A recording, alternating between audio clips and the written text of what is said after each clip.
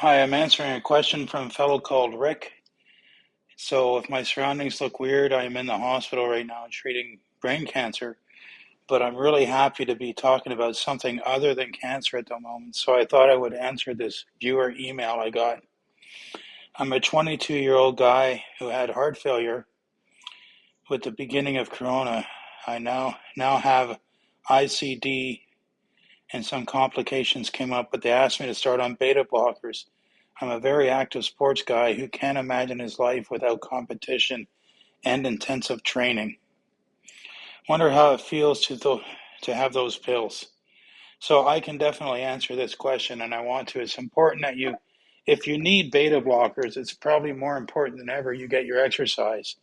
And I'm just going to start off by saying, first of all, whatever your training plan is, get medical clearance before you start. You have some other issues, okay? And as much as we want to get out and train, sometimes you have to prioritize things because the last thing you want to do is set yourself back like 2 years because you go out all gung ho and do something stupid. So, this is something you should plan out with your physicians. From personal experience, I can tell you what works really well for training on a beta blocker. And I hear this from a lot of guys in my Exercising with AFIB Facebook group, is you want a good zone 2 training approach. So that seems to work really well for building cardio for those of us on a beta blocker. So you want to spend a lot of time in zone 2, accumulating what they would call junk miles.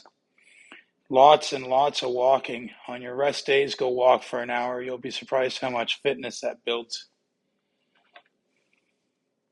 So I'm just answering a text from my wife. There's no reason you can't do a half an hour a week of intervals, and it's probably good for you to do it because you need to learn how your body, it's like you've got a new car. You're learning how sensitive the gas pedal is right now when you're on beta blockers. So you really need to pay attention to doing things like the talk test during your workouts and judging your perceived exertion level. So you really want to pay attention to that. And there's no reason you can't build up enough cardio to go compete in whatever sport.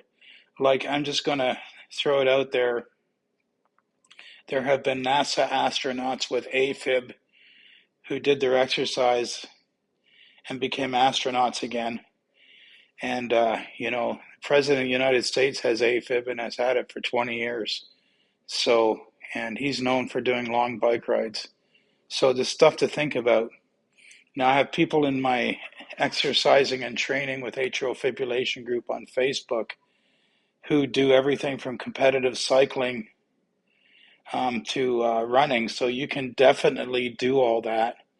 As far as me competing, I do feel like I could have been on a beta blocker and done my powerlifting competitions. I don't see any reason why I couldn't have. Again, it's just relearning how your body responds because you're going to find your body responds the same way, just your heart rate's going to be lower.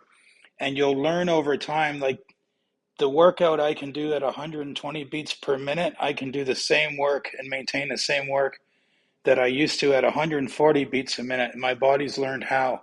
So you can train yourself back up to that level of output. Absolutely no reason you can't on beta blockers. You just have to just get out there and try it. Get your clearance and get started. I would say right now the only block is in your mind. When you start doing it, you'll realize it's not a concern. Go do it for a few weeks. That's my advice. Rick, thanks for your email. Thanks for taking my mind off the cancer for a few minutes. And I'm going to send you a link to this video so you get my full answer. And I wish you all the best.